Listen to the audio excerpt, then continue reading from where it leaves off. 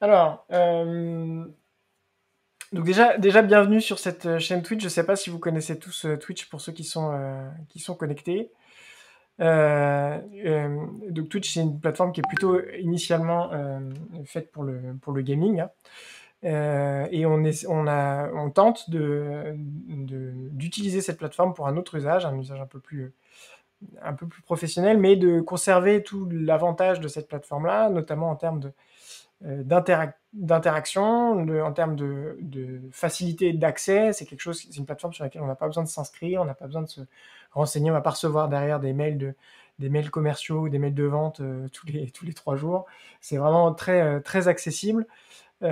C'est aussi vraiment fait pour l'interactivité. Donc on a un chat qui est disponible là, et comme vous voyez, le chat a une grosse part, prend une grosse part dans la présentation en tant que telle. Donc je vais vraiment m'appuyer beaucoup sur le chat, donc n'hésitez pas à surtout interagir avec moi dedans, me poser des questions, m'arrêter. C'est vraiment tout l'intérêt de cette chaîne Twitch, c'est d'avoir un échange qui est beaucoup plus fluide et beaucoup plus riche que dans un webinar un peu standard où on écoute la présentation et où on pose éventuellement des questions à la fin. Donc la chaîne Twitch de Cloudyear, ce sera un live tous les jeudis de 11h30 à 12h30 sur des thématiques FinOps, puisque c'est notre métier, notre seul et unique métier.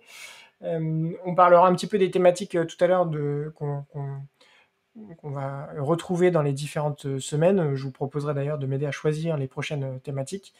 Donc je vous présenterai les différentes idées qu'on a et puis que vous puissiez un peu nous apporter votre retour, ce que vous avez envie de voir, ce que vous n'avez pas envie de voir, ce qui vous intéresse plus ou moins.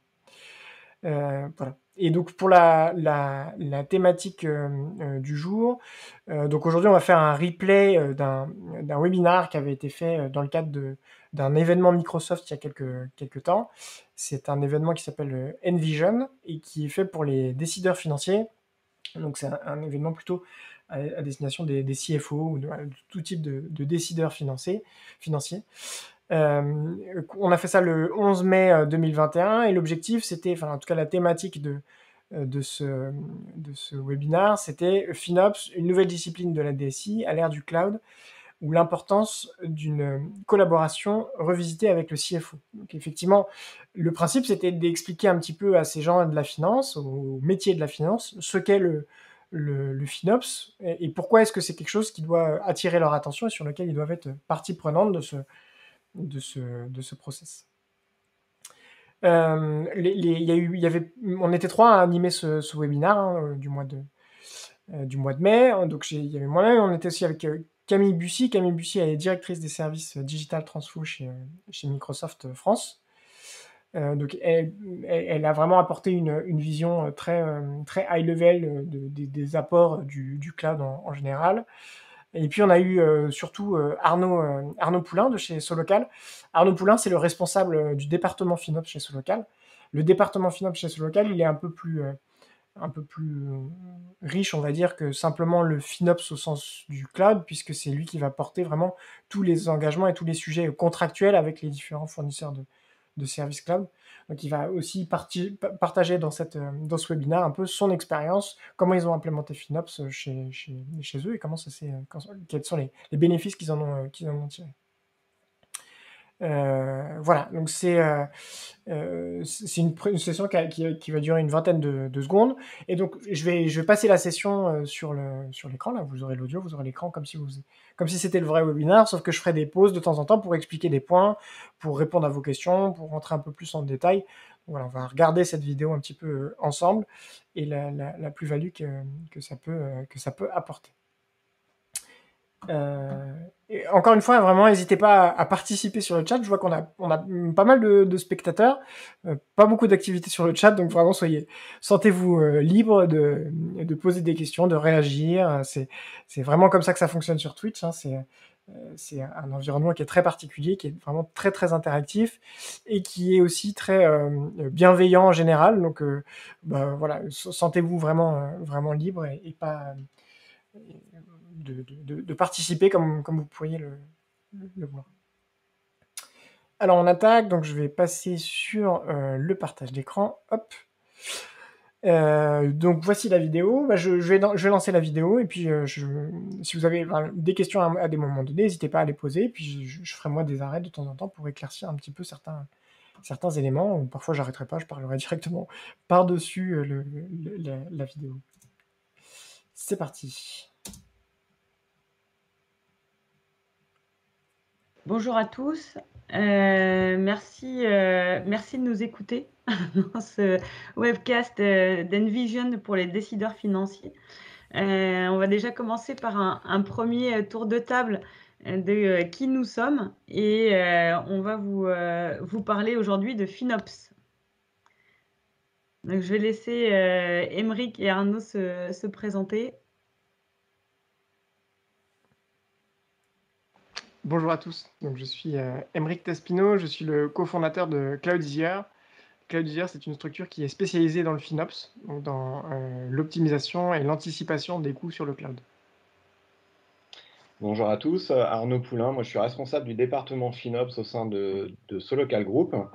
Et Solocal, pour le site le plus connu, c'est pagejaune.fr. Sur lequel c'est intéressant, parce que c'est une société qui n'est pas forcément très connue encore du grand public. Ils ont changé de nom et puis ils sont un petit peu réorganisés autour de ce changement de nom. Alors le grand public connaît plus Page Jaune, effectivement. Page Jaune, Mappy, ce sont les deux portails principaux du groupe Solocal, mais Solocal, c'est vraiment énorme. On se rend pas forcément compte comme ça, mais c'est un des plus gros hébergeurs de sites web en Europe. Parce qu'ils vont héberger le site web de la boulangerie, parfois juste des landing pages des toutes petites entreprises, des TPE sur un maillage territorial qui est vraiment très très très très large. Et donc Camille Bussy, donc moi je suis directrice des services et conseils en transformation digitale et je mène notamment deux grandes approches sur la sustainability et les transformations cloud et notamment les economics autour de ces transformations cloud. Donc aujourd'hui l'objectif c'est de vous présenter le FinOps qui est effectivement le management et la gestion financière du cloud à travers le retour d'expérience d'Arnaud sur Solocal et aussi les guides et les bonnes pratiques d'Emeric à travers toutes les missions qu'il fait dans le cadre de Cloudizzier. Donc peut-être pour commencer, on va faire juste une petite introduction sur finalement qu'est-ce que l'équation de valeur du cloud et vous aussi en tant que CFO, qu'est-ce que vous allez aller chercher derrière cette transformation. Donc il y a la partie effectivement qu'on appelle Cloud Economics qui sont souvent en fait les éléments financiers de la décision qui vous permettent de dire ben voilà on souhaite aller sur le cloud ou pas. Donc dans ces economics, on va souvent regarder trois dimensions. Le value for money, c'est-à-dire l'estimation de la valeur tangible financière qu'on va aller chercher derrière cette transformation sur le cloud. Le time to value, c'est-à-dire les éléments de temps et d'accélération pour atteindre cette valeur qu'on va aller chercher. Et ce qu'on appelle le risk to value, c'est-à-dire comment ça va vous permettre aussi de réduire le risque sur l'ensemble de votre transformation et de votre production informatique au service de votre business. Donc là, ce qu'on va chercher, c'est les drivers. Donc c'est assez intéressant de montrer les trois principales valeurs qu'on va venir chercher dans le cloud. Donc effectivement, faire des économies, la value for money, essayer de payer moins cher que ce qu'on pouvait payer dans un environnement classique ou historique. Gagner du temps dans les déploiements, gagner du temps dans les déploiements de nouvelles applications, de nouveaux services. Parce qu'on sait à quel point aujourd'hui la réactivité et le temps est important pour le business d'une entreprise. Et puis réduire le risque associé à la disponibilité de ces applications, à la sécurité de ces applications, et à la prévisibilité aussi de son budget et de sa dépense. Ce qu'on va chercher sur le cloud en général, c'est améliorer un petit peu ces trois points. Alors, améliorer le time to value et le value for money, on y arrive globalement plutôt bien avec le cloud. Le risk to value en termes de prévisibilité des coûts, c'est là où c'est un peu plus tricky, on va dire. Et toute la partie Cloud Financial Management, ça va être la réalisation de cette valeur et comment est-ce que FinOps va vous permettre de piloter et d'optimiser votre transformation en continu. Donc je vais laisser Aymeric vous présenter, qu'est-ce que FinOps? Merci. Donc effectivement, alors l'idée pour expliquer un petit peu cette problématique de FinOps, c'est de mettre en regard à la fois les modes d'acquisition un peu legacy, classiques, ce qu'on appelle on-premise dans des mondes de data center plus classiques, avec le mode d'acquisition dans le cloud et voir un peu comment ça se comporte des deux côtés. Alors sur le modèle on-prem, en général, quand on avait une équipe de développement ou une équipe produit qui avait un souhait de développer une application et donc avait des besoins d'infrastructure, il passait en général par le manager de cette équipe qui allait se retourner vers le manager de l'équipe des opérations en charge des infrastructures, via en général des mécanismes de validation et un process qui pouvait être partiellement automatisé. Et il allait donc demander à ces équipes opérations de fournir du matériel, de la puissance informatique, des serveurs ou du stockage, des choses comme ça.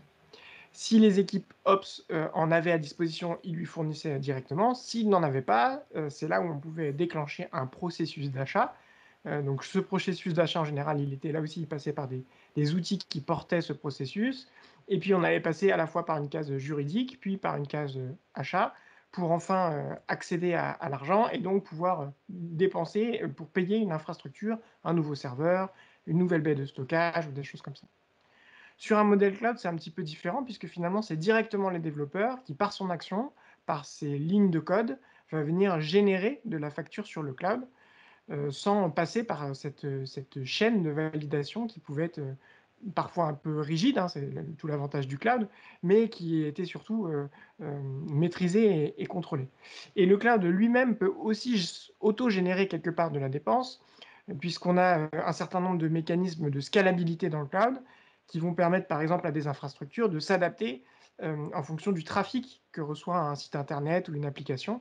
Et donc, sans qu'on ait aucune action humaine derrière, le cloud va adapter sa taille et donc sa facture à l'usage réel qui en est fait derrière.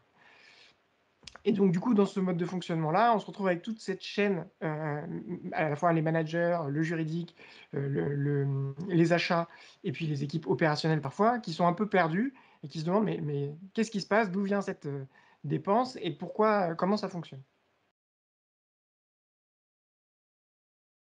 C'est toujours assez compliqué d'expliquer cette partie-là du cloud qui auto-génère des coûts ou dont la dépense sur le cloud n'est pas du tout maîtrisée.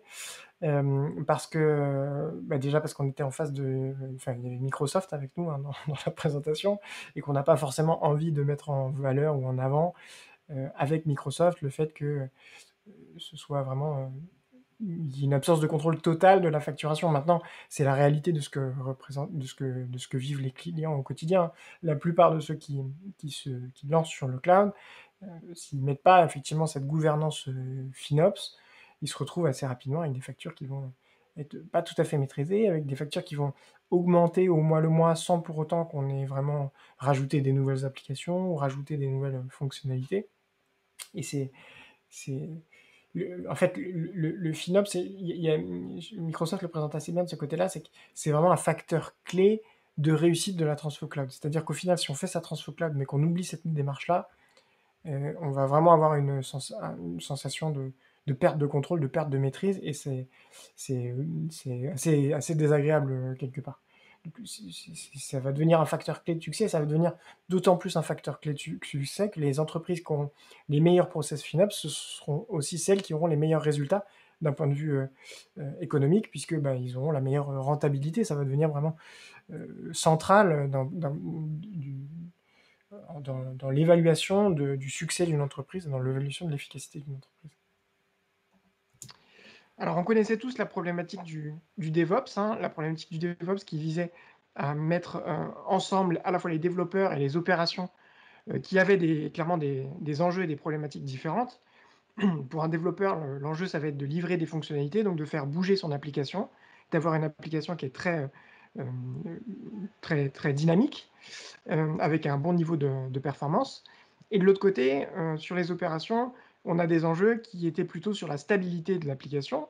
Leur enjeu, c'est de ne pas être dérangé par des incidents, de ne pas se réveiller la nuit, hein, si je je schématise un petit peu et donc du coup, ils veulent limiter le nombre de modifications et le dynamisme d'une application.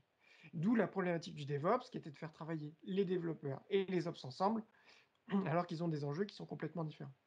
Le FinOps, c'est un peu la même chose, sauf que à la puissance 2, donc c'est-à-dire qu'on va avoir également dans la danse du légal, qui ont des enjeux de construire des relations de long terme avec des fournisseurs stratégiques et qui vont vouloir en même temps éviter le lock-in et réduire les risques liés à un engagement auprès des fournisseurs. Et de l'autre côté, on a la finance et le management qui va chercher à réallouer et à comprendre comment chaque euro est facturé, à chercher à réduire les coûts d'achat pour acheter au bon prix, pour acheter au meilleur prix, et puis évidemment à maîtriser et à anticiper les risques budgétaires, à pouvoir savoir précisément combien on va dépenser dans le cloud. Donc ces quatre enjeux sont complètement différents, et la problématique du FinOps, c'est de faire travailler quelque part ces différents interlocuteurs ensemble. Alors, je vais passer maintenant la main à Arnaud qui va pouvoir parler de son Rex chez Solocal. Vraiment, si vous avez si vous avez des questions, n'hésitez pas à les poser hein, dans le chat. C'est des éléments que je veux que je précise. Le fameux mute Pardon, dans la merci présentation. Mike. Le running gag de Solocal 2020. a procédé à une transformation Move to Cloud à partir de mi-2018, et ça pendant plus d'un an et demi. Nos enjeux étaient une accélération de la transformation digitale de l'entreprise, et on s'est appuyé sur les briques des différents cloud providers.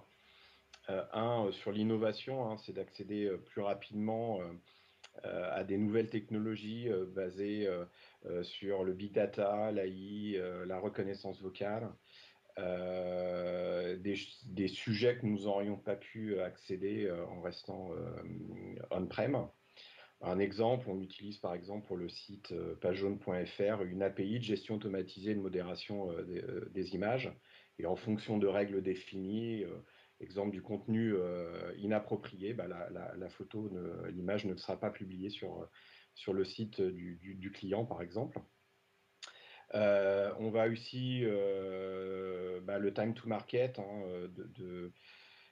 d'utiliser les mécanismes automatiques en quelques clics pour répondre à des besoins d'entreprise et gérer des pics associés, et donc de concrétiser plus rapidement une idée.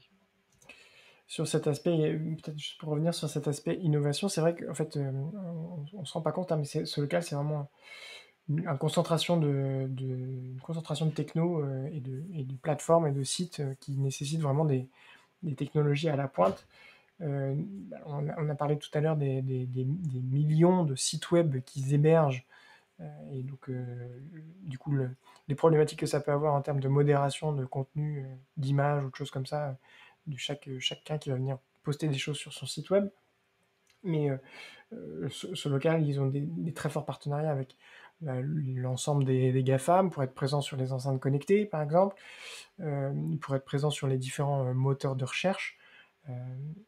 Quand on est boulanger ou qu'on a une petite boutique de vêtements et qu'on fait gérer ses médias et sa présence internet par ce local va aussi gérer tout ce qui va être publicité en ligne, référencement, et donc du coup ils ont vraiment un écosystème de technologies et de solutions qui est très très riche et très dense. Et c'est pour ça qu'ils ont besoin de faire ce move to cloud pour accélérer et pour avoir accès à de plus en plus de technologies cloud native et pour aider et pour supporter un petit peu l'innovation.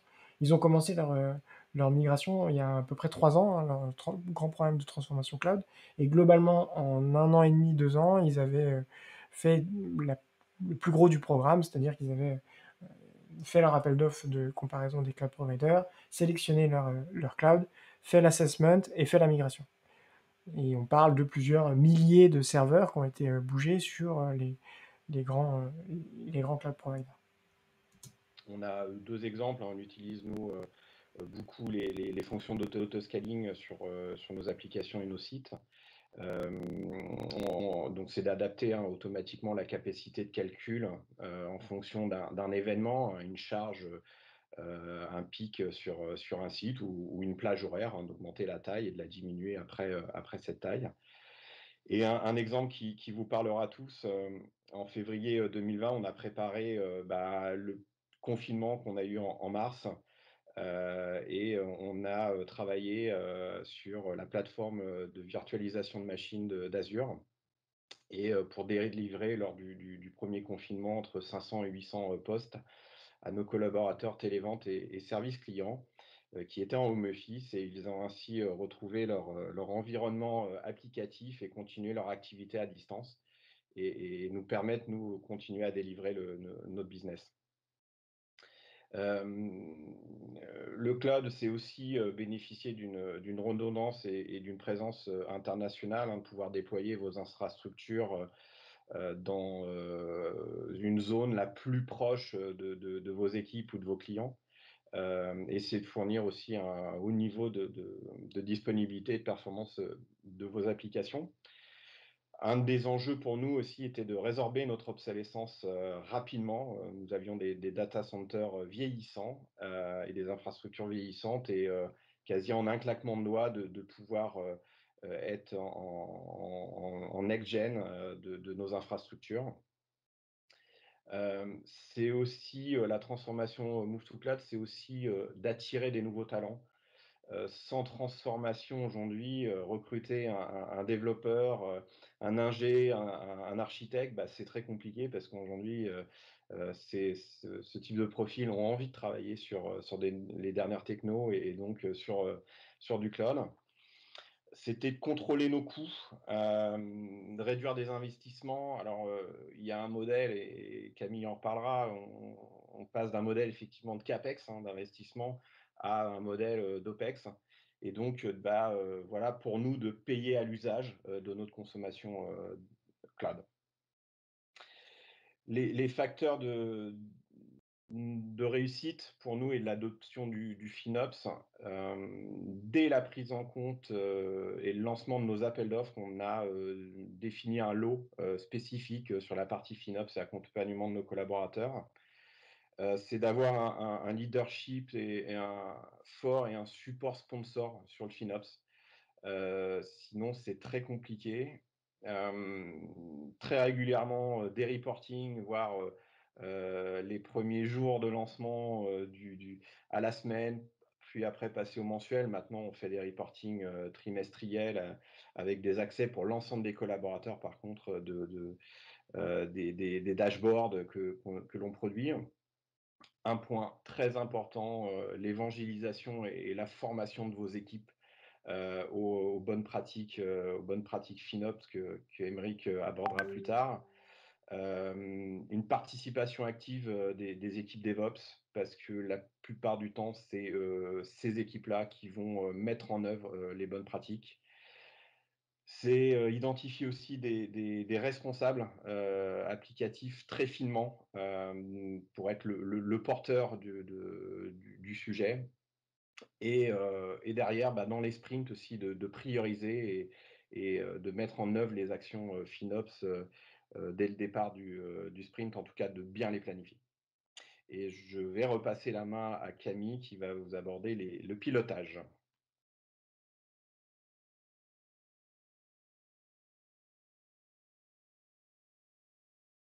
Si on revient rapidement sur l'accompagnement, on a eu nous la chance d'accompagner du coup ce local sur vraiment à chaque étape de ce projet. Une première étape qui était l'appel d'offres cloud dont ils ont parlé. Donc là, on les a accompagnés pour l'appel d'offres pour justement un peu comprendre les positions tarifaires des providers et puis être capable de comparer un peu les modèles qui étaient proposés en termes d'impact d'engagement, d'impact de prix, etc. Sur l'évangélisation et la formation, on a formé leurs équipes au sujet du FinOps, les architectes, les DevOps, les managers. Et puis aussi sur le pilotage du processus FinOps, puisqu'on a fait des missions d'optimisation pour eux après la migration, et puis des missions de gouvernance aussi pour eux. Donc on a eu la chance de les accompagner vraiment de bout en bout, et avec effectivement l'appui d'Arnaud pour qui c'est très important ce sujet-là, et qui a pu mettre le bon niveau d'énergie dans tout ça. Alors, je vois qu'il y a une question. Est-ce qu'on peut retrouver les services sur les différentes marketplaces des cloud providers? Oui, tout à fait. On est présent sur les marketplaces, notamment celle d'Amazon et celle d'Azure. Pas encore sur celle de Google, mais on va y travailler. Donc, on peut souscrire au service Cloud Azure directement depuis les marketplaces. Après, en général, le plus simple, c'est quand même d'en parler un petit peu avec nous et enfin, nous contacter directement, parce qu'on peut voir un peu plus précisément les modalités d'exercice de ces services-là qu'on peut pas forcément faire dans la marketplace. Du sprint, en tout cas, de bien les planifier. Et je vais repasser la main à Camille qui va vous aborder le pilotage. Tout à fait. Et donc, justement, à travers ce que Arnaud vous a explicité et vous a présenté comme retour d'expérience, ce qu'on va regarder là maintenant, c'est un petit peu comment est-ce que vous pouvez vouloir et pouvoir piloter ces 3 dimensions de valeur dans le temps. Parce que FinOps, c'est ça l'enjeu, c'est qu'on le fait dans le temps. Il y a toute la partie, oui, avant, je prends la décision, je vais sur le cloud, mais ça se pilote vraiment au fur et à mesure de cette transformation, de la migration des différentes applications sur leur cloud et de leur vie sur le cloud. C'est ça qui est important. Donc, quand vous allez, vous, définir des indicateurs financiers qui vont être à la fois tangibles ou intangibles sur ce que vous allez chercher comme value for money, comme time to value, comme risk to value, l'idée, ça va être déjà d'en définir quelques-uns qui vont être vraiment prioritaires. Parce que c'est très compliqué de suivre dans le temps 25-30 indicateurs, sachant que, comme l'a montré Émeric tout à l'heure, plusieurs équipes vont contribuer à réussir et à donner ces résultats clés que vous allez chercher. Donc, si je prends un exemple, dans ce qu'on a présenté tout à l'heure, le fait d'aller sur le cloud vous permet effectivement d'avoir une élasticité et une capacité de réaction qui va être améliorée. Par rapport à ça, qu'est-ce que ça veut dire? Ça veut dire que probablement, vous allez avoir un coût des futurs développements et un coût marginal de vos futurs développements et de votre coût d'adaptation à une situation, par exemple, critique ou de crise, qui va être réduit. Ça, c'est un indicateur que vous allez vouloir suivre, à la fois sur combien de temps je vais mettre à réagir à une crise, donc en combien de temps mon activité peut continuer, et à la fois en termes de coûts, c'est-à-dire quel argent et qu'est-ce que ça m'a coûté à la fois en cash et en temps de personnes pour arriver de nouveau à une situation business d'avant-crise ou qui me permette de passer cette crise. Le deuxième point, ça va être aussi souvent, c'est vrai qu'on se dit, le cloud permet de délivrer des fonctionnalités de façon plus rapide. Oui, après, qu'est-ce que ça va me générer finalement comme ou capacité d'adoption plus rapide par mes clients? Donc ça, c'est un indicateur qu'on peut vouloir suivre. Ou qu'est-ce que ça va me générer aussi comme globalement comme satisfaction client supplémentaire? Donc là, c'est le NPS qu'on va suivre dans le temps et on va s'assurer et définir, piloter ce facteur clé de succès. Comment est-ce qu'on va le faire? On va aussi mettre parfois des trackers dans les différents outils informatiques pour pouvoir suivre ça. Donc ça, c'était un certain nombre d'éléments tangibles. Maintenant, il y a aussi des éléments plus intangibles de facteurs clés de succès et de performance que vous allez vouloir suivre, notamment souvent sur les risques, le risque de non-conformité ou sur l'aspect sécurité. Vous allez aussi mettre des indicateurs que vous allez vouloir suivre, puisque toute fraude, toute breach de sécurité va avoir très probablement des incidences aussi financières. Donc, en tant que CFO, effectivement, vous suivez l'ensemble de ces indicateurs. Donc là, ce que j'ai présenté, c'est bien sûr quelques exemples. Ces indicateurs sont vraiment à travailler par rapport à vous, vos objectifs de profitabilité et vos objectifs aussi plus globaux sur ce qu'on appelle votre top line de création d'actifs. Donc là, on a beaucoup de KPI qui sont vraiment très high level, un peu fait pour les financières, les CFO, etc., parce que c'était l'objectif de ce webinaire, mais ça ne représente pas forcément les KPI FinOps en tant que tel, où c'est des éléments qu'on va pouvoir suivre en suivant globalement son budget cloud, hein, ses dépenses cloud, mais c'est pas ça qui va permettre vraiment de suivre la qualité de son activité FinOps. Il y a tout un tas de KPI spécifiques pour l'activité FinOps autour des taux de réservation, des taux d'usage de ressources, des coûts moyens par application, comparer aussi les coûts entre les différents environnements, comparer mes coûts de production, mes coûts de développement, de test ou de pré-production. Donc on a tout un tas de KPI assez spécifiques sur le FinOps, hein, qu'on va pouvoir suivre et qui sont beaucoup plus opérationnels que ce que vous pouvez avoir là, qui est peut-être voilà, un peu vue d'hélicoptère. Et de valorisation d'actifs, qui peuvent être bien sûr informatiques. Et donc, je vais laisser maintenant Aymeric vous présenter un petit peu plus et faire un focus sur quelques bonnes pratiques qui, notamment sur l'aspect coût, permettent d'optimiser et de réduire les coûts en continu. Merci. Donc oui, effectivement, on va maintenant aborder les différentes bonnes pratiques qu'on peut avoir sur cet aspect FinOps. Alors vous allez voir, la plupart de ces bonnes pratiques sont à la fois techniques et à la fois non techniques, on va dire un peu plus financières, économiques.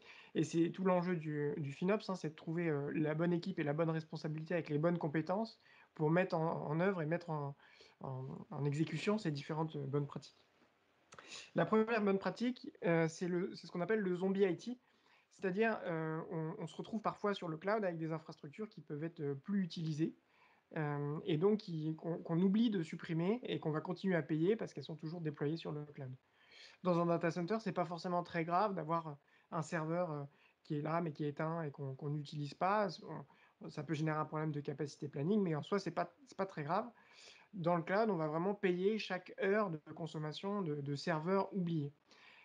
Et parfois, ça peut être un morceau d'infrastructure oublié, c'est-à-dire qu'on pense à supprimer le serveur, mais on ne supprime pas le stockage qui était associé, ou l'adresse IP qui y était associée, ou le load balancer qui y était associé. Et du coup, on va continuer à payer tous ces services annexes. Le deuxième... La suppression des zombies, c'est vraiment le gain le plus facile, hein, dans le FinOps. C'est éteindre ce que tu n'utilises pas, donc forcément ça va très vite, ça va assez vite à identifier. Pas toujours vite à valider parce qu'il faut donc, identifier par exemple qu'un disque n'est pas utilisé, ça on le sait assez facilement avec les métriques, hein, les statistiques des fournisseurs cloud, où on sait qu'il est détaché par exemple. Identifier qu'il est détaché mais que personne ne voudra le rattacher un jour, ça peut être un peu plus compliqué, ça dépend un peu de vos process internes, il faut savoir qui l'a déployé, pourquoi, allez lui demander est-ce que tu en auras besoin un jour, est-ce que c'est bon, je peux le supprimer. Et puis après la suppression en elle-même, elle est très, très rapide et très simple. En tout cas, le zombie IT, on payait 100 avant, on paye 0 après, c'est ce qui est le plus efficace en termes d'économie. Et on en trouve partout, chez tous les clients, quel que soit leur niveau de maturité. Des ressources groupes ou des souscriptions de tests, de sandbox, de dev qui ont été déployés, qui ont été oubliés, des anciens environnements. On a fait une migration d'applications, on a oublié de supprimer le reste. On a supprimé un bout, mais on n'a pas supprimé l'autre bout. Ça arrive tout le temps et ça peut être parfois plusieurs milliers d'euros par mois qui s'envolent en fumée comme ça sur de la ressource qui est juste oubliée sur le cloud. La deuxième bonne pratique, c'est le scheduling. Là, l'idée, c'est vraiment d'utiliser au maximum la flexibilité du cloud pour venir allumer les infrastructures uniquement quand on les utilise. Alors, pour toutes les infrastructures de non-production, ce qu'on appelle les infrastructures de développement, de pré-production, de test, en général, on a des équipes qui ne travaillent pas en 24/7. Et donc, on peut avoir des mécanismes d'allumage à la demande ou d'allumage automatique selon des créneaux horaires de 8h à 20h le soir ou des choses comme ça. C'est ce qui va vraiment permettre de payer uniquement les heures d'usage et pas les heures où finalement l'infrastructure attend qu'un utilisateur s'y connecte. Le troisième pilier, c'est le right size. Donc ça, c'est vraiment une bonne pratique qui est très importante. L'idée, en fait, c'est de systématiquement mesurer l'usage des ressources informatiques qu'on a et d'adapter la taille au réel usage. Ne pas prendre un stockage trop gros si finalement un stockage plus petit suffirait à mon application. Et ça va être pareil sur l'intégralité des services, que ce soit les serveurs, le CPU, la RAM, enfin bref, tous les indicateurs techniques vont devoir être suivis pour adapter les gabarits de ressources au plus proche de ce qu'on va utiliser. Le cloud propose aussi des mécanismes d'auto-scaling souvent. Cette partie est assez intéressante parce que souvent on voit le FinOps comme quelque chose de très fonctionnel, hein, financier, où on va faire des réservations, on va piloter son contrat, on va suivre ses dépenses. Et là, on voit que dans le right size, en fait, pour faire du right size, il faut presque être un peu architecte cloud. Hein. Il faut aller chercher les métriques d'usage. Il faut rentrer vraiment dans le détail de la technique. Hein. Mon disque, combien d'IO il porte, combien de données transitent. Ma base de données, combien il y a de connexions par mois à cette base de données. Et c'est ces indicateurs-là, à chaque fois trouver le bon inducteur de coût et mesurer cet inducteur de coût pour être sûr qu'on n'a pas à surprovisionner des ressources. C'est là où ça nécessite un vrai enjeu technique d'implémentation. Donc d'adaptation automatique de la taille des infrastructures à un usage.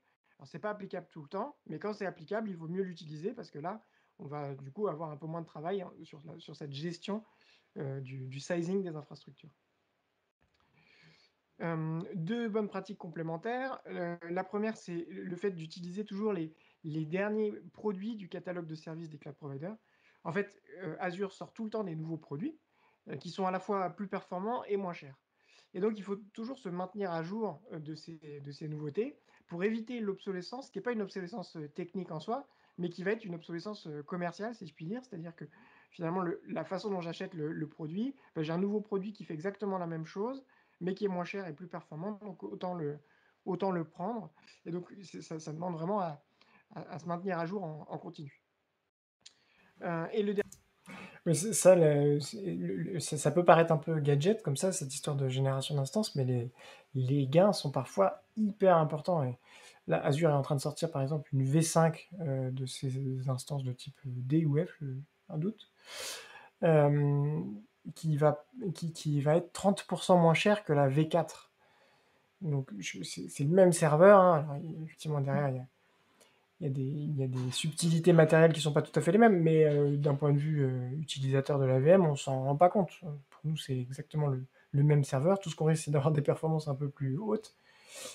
Et par contre, on a un tarif qui est 30% moins cher, ce qui est juste massif. Alors, c'est pas 30% à chaque nouveauté, à chaque mise à jour.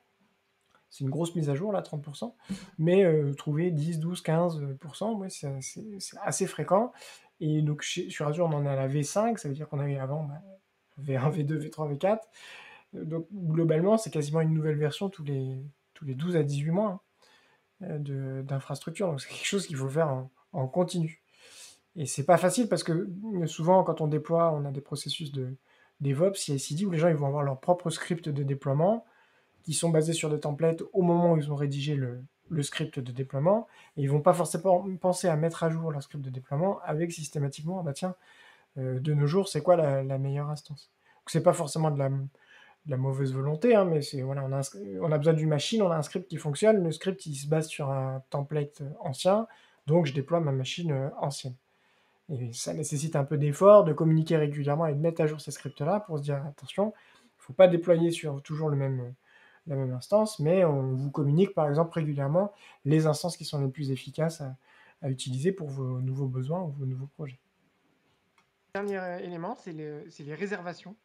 Alors sur les réservations, en fait le mécanisme de réservation, c'est qu'on va prendre un engagement à l'usage, et plus on va s'engager longtemps, plus on va avoir une réduction, une forme de carte de fidélité si vous voulez.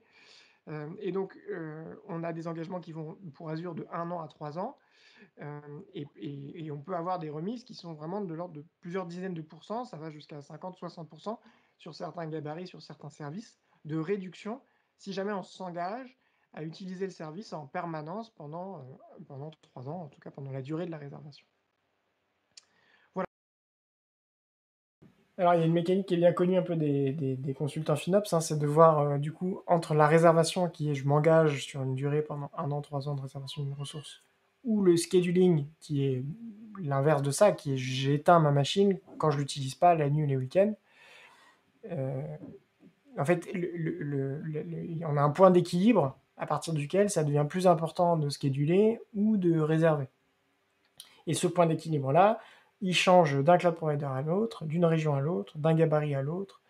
Il n'y a pas de vérité complète sur ce truc-là. Parfois, ça va être 200 heures, parfois, ça va être 300 heures, parfois, ça va être 400 heures par mois d'usage d'une VM. Le point d'équilibre, il est vraiment différent à chaque fois. Et il faut être assez outillé pour pouvoir savoir, ok, précisément pour mon besoin, pour ma VM, c'est quoi le point d'équilibre et à partir du quand c'est plus intéressant de prendre un scheduling qu'une réservation. Ça, c'est le côté purement économique de la décision.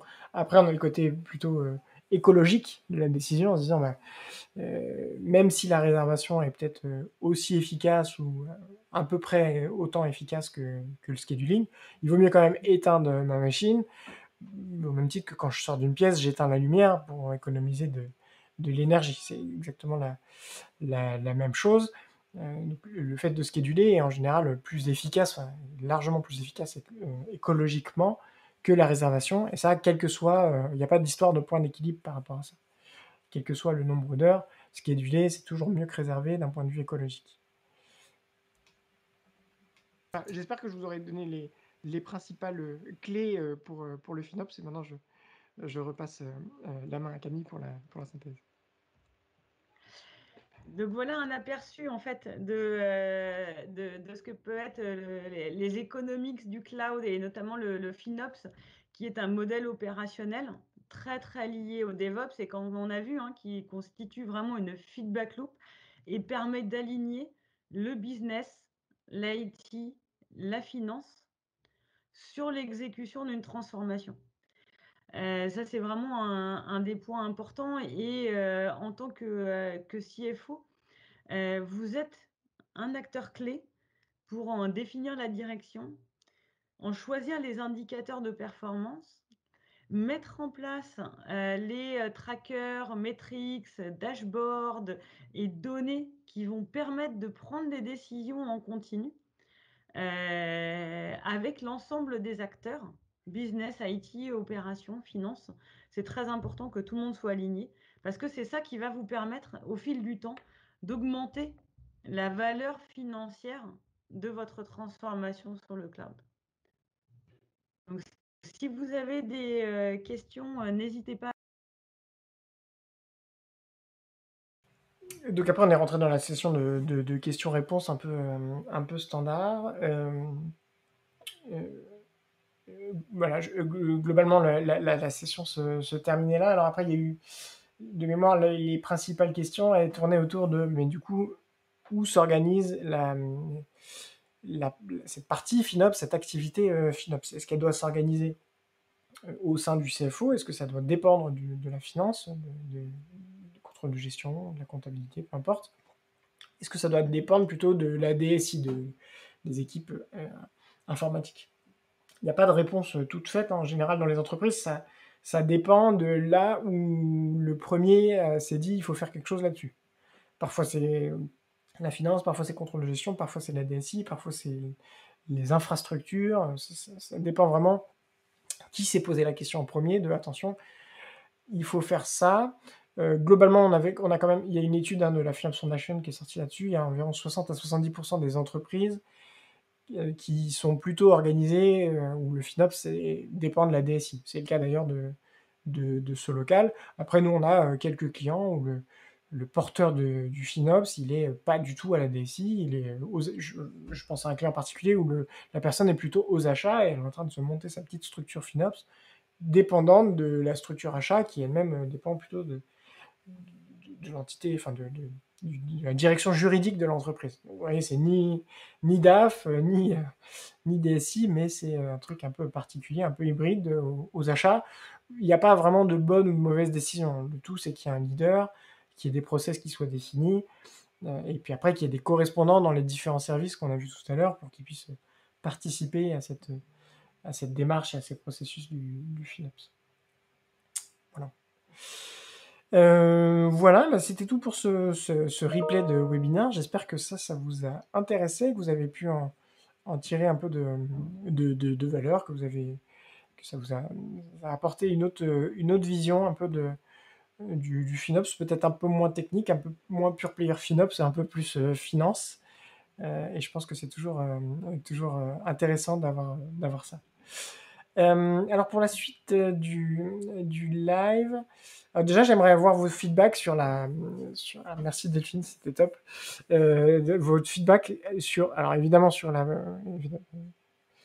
webinaire en tant que tel, mais aussi sur le format, ce format Twitch, cette chaîne qu'on lance. Est-ce que vous trouvez ça intéressant? Est-ce que vous trouvez ça, est-ce que le ton vous convient? Est-ce que le contenu vous convient? Vraiment, n'hésitez pas à donner à donner vos retours. Je sais qu'il y a des membres de l'équipe aussi qui sont connectés. N'hésitez pas à donner vos retours, hein. On tâtonne un peu. C'est notre premier lancement, donc on est très fiers de le faire, mais on espère qu'on va progresser, qu'on va s'améliorer, qu'on va surtout comprendre un peu et voir comment est-ce qu'on peut adapter ces codes de Twitch à notre activité.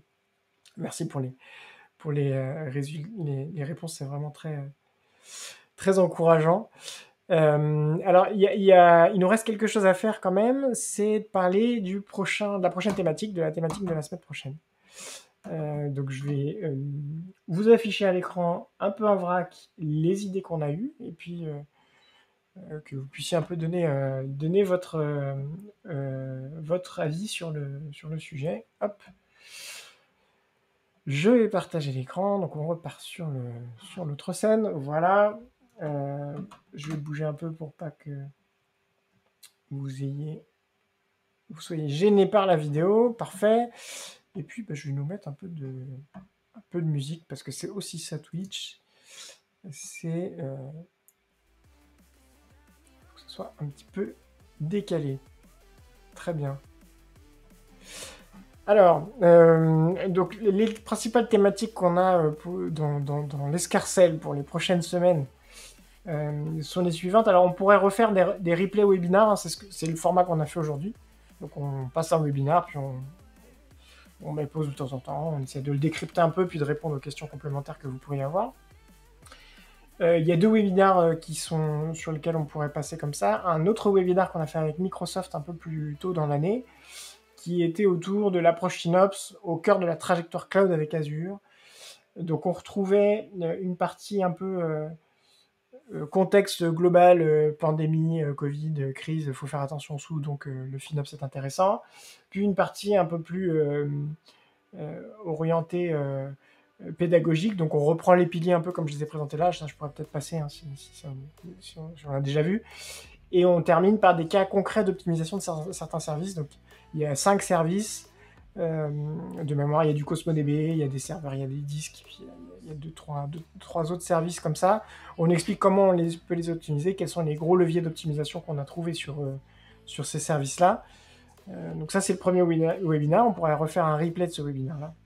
Le deuxième webinaire, c'est un webinaire qu'on a fait il y a beaucoup plus longtemps, qui s'appelait FinOps entre mythe et réalité, où là, on simulait avec des calculateurs un peu les impacts de chaque levier FinOps dont on parle. Donc, à chaque fois, on parle de scheduling, de réservation, etc. Maintenant, les leviers, ils commencent à être un peu connus, mais concrètement, combien vont rapporter les leviers et quel levier va rapporter quoi par rapport à l'autre. Et donc, on faisait des comparatifs, réservation versus scheduling, hein, j'en parlais tout à l'heure, des comparatifs entre les cloud providers, des comparatifs entre les régions.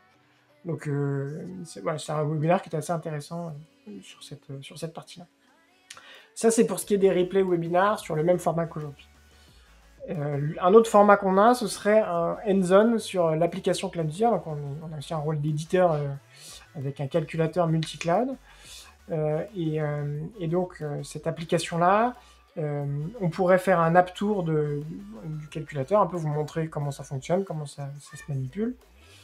On lance bientôt Alibaba dans le calculateur, donc au moment du lancement d'Alibaba, ce sera intéressant de pouvoir vous donner un peu les retours, les positionnements tarifaires d'Alibaba versus les autres.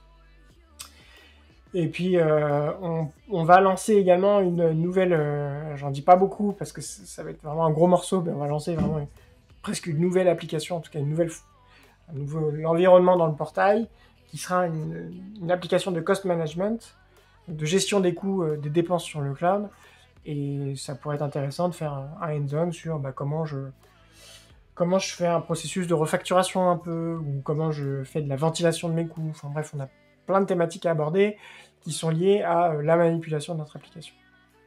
Ça, c'est la deuxième catégorie. La troisième catégorie, ce sont des news. Vous avez probablement entendu parler du rapprochement et des échanges qu'il y a en ce moment entre Accenture et Link-By-Net, qui est notre groupe, notre maison mère, enfin, qui est l'un de nos actionnaires. Et donc du coup, il y a des questions probablement autour des impacts que ça pourrait avoir et qu'est-ce que ça va changer chez Cloudizzer. Et donc on pourrait faire un webinaire de discussion autour de ce sujet-là. On a aussi la possibilité de recevoir des invités. Alors ça pourrait être des invités clients, avoir par exemple, donc, je pense que des clients soit sur Azure, soit sur Google, soit sur Amazon, qui viennent partager leur expérience avec vous, comment ils se sont organisés autour du FinOps, comment ils sont, quels sont leurs principaux process, et puis aussi les travaux qu'on a pu mener avec eux. Et on a aussi des invités qui peuvent être des invités dans l'équipe Cloudizzer. Donc on a notamment la capacité de recevoir certains consultants qui ont mené à bien un certain nombre de projets d'optimisation, qui pourraient partager un peu comment ça se déroule, comment ils ont fait ça. Donc typiquement, on a Adam dans l'équipe qui pourrait présenter un peu sa méthodologie pour optimiser du BigQuery sur GCP. Et puis on a Abdel qui a fait un travail vraiment remarquable sur les saving plans Amazon et qui pourrait venir partager ça aussi. Donc un peu comment définir une stratégie de saving plans avancée, vraiment très avancée, parce que vous verrez, c'est assez intéressant ce qu'il a fait. Et la dernière grande catégorie, c'est des partages des travaux de la FinOps Foundation. Donc je pourrais revenir à certains moments donnés, s'il y a des publications de la FinOps Foundation ou des vidéos qui sont faites, vous faire une forme de petite synthèse un peu, soit sous la forme de replay, mais je pense pas, parce que déjà c'est souvent du contenu en anglais, et pour le moment la chaîne Twitch elle est plutôt en français, donc je vais pas faire de replay, mais je pourrais faire quand même des petites synthèses, un peu vous présenter ce qui a été fait, et puis vous donner un peu la finalité du sujet. Alors, qu'est-ce que ça donne dans le chat? Qu'est-ce qui vous a attiré votre attention? Donc je vois les Rex clients. Donc on va mettre un +1 ici.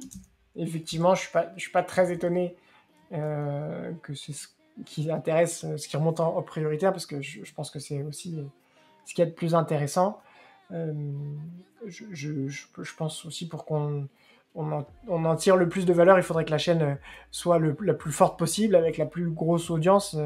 Donc je pense que c'est clairement quelque chose qu'on va faire dans les prochaines semaines, peut-être pas dès la semaine prochaine, mais on va y travailler assez rapidement, je pense. Le hands-on sur l'application, alors oui, je pense que ça a pu attiser la curiosité de certains, notamment ce Cloud Cost Manager, qui est vraiment la nouvelle application Cloudizzer, il n'y a pas d'autre mot, qu'on pourrait partager. On a eu un +1 aussi sur les Rex des consultants. Ça, je pense que c'est aussi très intéressant, et je suis sûr que, je ne sais pas s'ils sont présents dans le chat, j'ai vu Abdel tout à l'heure, je ne sais pas si Adam est présent aussi dans le chat, mais je suis sûr qu'il serait ravi de participer à ça, à cette aventure de Twitch, là, à ce lancement Twitch, donc pourquoi pas. Et un Rex sous l'angle mythe et réalité, donc le replay du webinaire. Hop. Et exactement, à votre tour, Abdel et Adam, maintenant ça va être à vous de jouer sur cette partie-là. Ok, donc je note, en tout cas, ça nous fait les thématiques qui vous ont le plus plu là sur ce qu'on a pu vous présenter. Et donc il y aura probablement l'une de ces thématiques, je ne sais pas encore laquelle, on va communiquer rapidement dessus, mais qui sera l'objet de la vidéo de la semaine prochaine. Voilà, écoutez, c'est à peu près tout pour moi cette semaine. Je vous remercie vraiment beaucoup d'être venu sur cette chaîne, d'avoir participé à ce lancement. On espère que le format, que l'outil vous plaît autant que nous. En tout cas, nous, on est convaincus qu'on peut faire quelque chose de très intéressant avec ça, voilà, d'enrichir et de partager dans la communauté Cloudivia. Donc, on espère vraiment que ça vous a plu autant que nous. Et puis, on vous retrouve à la semaine prochaine, 11h30, 12h30, sur le même créneau, pour une thématique 100% FinOps. Merci beaucoup et à très bientôt.